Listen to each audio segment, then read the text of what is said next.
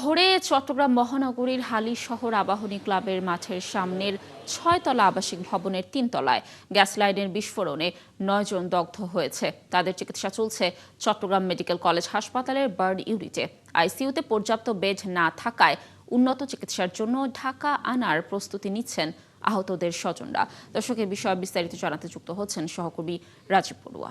রাজীব, বিস্ফোরণটি কখন নাগাদ হয়েছে, কতজন দগ্ধের সর্বশেষ খবর রয়েছে আপনার কাছে, এবং তাদের শারীরিক অবস্থার বিষয়েও জানাবেন আমাদের।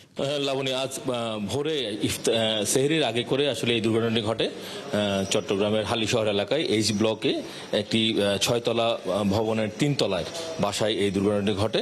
আমরা এখন ওই দুর্ঘটনা কবলিত বাসায় এসেছি। আপনি তো দেখছেন চারিদিকে জিনিসপত্র সব পুড়ে গেছে, ছড়িয়ে ছিটিয়ে আছে। তো এই দুর্ঘটনায় এই বাড়ির ৯ জন সদস্য আহত হয়েছেন। এর মধ্যে এই বাসায় যিনি থাকেন তিনি এবং তার স্ত্রী সহ 2 ছেলে মেয়ে এবং তার ভাই থাকতো, ছোট ভাই থাকতো, এবং তার মেজো ভাই তার পরিবার নিয়ে বাড়ি থেকে এসছেন এখানে বেড়াতে। ফলে সব মিলিয়ে 3 ভাই এবং তাদের পরিবারের ছেলে মেয়ে সব মিলিয়ে 9 জন সদস্য দগ্ধ হয়েছেন, এবং যাদের মধ্যে 3 জন 100% পুড়ে গেছেন, একজন 80%, 2 জন 45%, 2 জন 25% এবং একজন 20% পুড়েছে।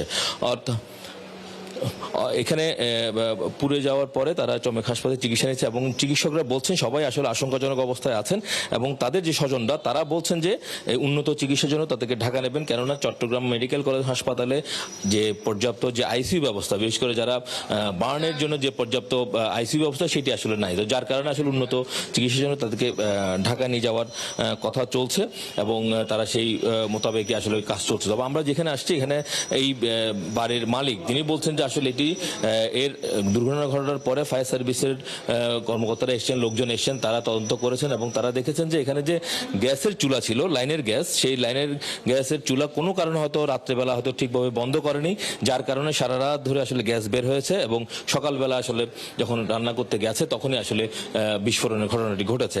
এবং স্বজনরা প্রথমে বলেছিল যে এখানে কোনো ধরনের সিলিন্ডার গ্যাস নেই, লাইনের গ্যাসের কোনো সমস্যা ছিল না, লিফটের যে ঘর, সেই লিফটের ঘরের তো গ্যাস জমে এই দুর্ঘটনা ঘটে। তবে এখানে যারা তদন্ত করেছে, বিশেষ করে ফায়ার সার্ভিস, তারা বলছে লিফটের কোনো সমস্যা নেই, এটি হচ্ছে গ্যাসের সমস্যা ছিল। গ্যাসের কোনো কারণে হয়তো গ্যাস লাইনটি অসাবধানবশত ঠিকমতো হয়তো বন্ধ করা হয়নি, যার কারণে গ্যাস সারা রাত ধরে বেরিয়েছে, এবং সকালবেলা রান্না করতে এই দুর্ঘটনা ঘটেছে।